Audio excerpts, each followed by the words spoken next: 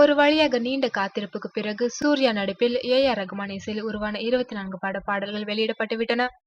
சென்னை சத்யம் திரையரங்கில் நடைபெற்ற இந்த விழாவில் நடிகர்கள் சூர்யா, கார்த்திக், சிவகுமார், நடிகை நித்யா மேனன், பாடகர்கள் சக்தி ஸ்ரீ கோபாலன், பென்னி தயாள், சின்மய், இயக்குனர் ஹரி உள்ளிட்டோர் கலந்து கொண்டனர்.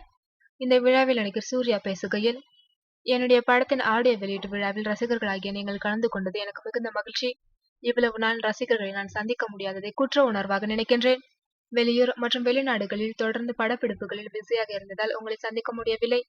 என்னுடைய படங்கள் நல்ல படங்களாக இருந்தால் மட்டுமே ஜெயிக்க வையுங்கள். தப்பான படங்களாக இருந்தால் அதனை ஜெயிக்க விடாதீர்கள். அப்போதுதான் நாம் என்ன தவறு செய்தோம் என்பதை தெரிந்து கொள்ள முடியும். நீங்கள் என்னுடைய வளர்ச்சிக்காக மிகவும் அக்கறை எடுத்துக்கொண்டீர்கள். வாழ்க்கையில் எல்லோருக்கும் ஒரு நேரம் இருக்கின்றது. அதை நீங்கள் சரியாக பயன்படுத்தி முன்னேறுவதற்கான வழியை தேட வேண்டும்.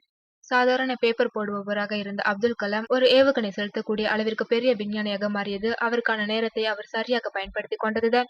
அதேபோல் உங்களுக்கும் அந்த நேரம் வரும். அதுவரை பொறுமையாக காத்திருங்கள்.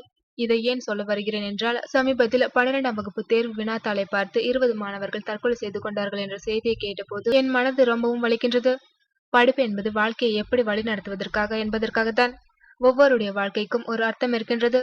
கல்லூரி படிக்கும் வரை நானும் ஒரு டம்மி தான். அதன் பிறகு இப்படி வளர்ந்திருக்கிறேன் என்றால் என்னுடைய அப்பா தான் காரணம். அவர்தான் எனக்கு நல்ல அறிவுரைகளை கூறினார். எனக்கான நேரமும் ஒரு நாள் வந்தது. அதை நான் சரியாக பயன்படுத்தி இந்த அளவிற்கு உயர்ந்துள்ளேன்.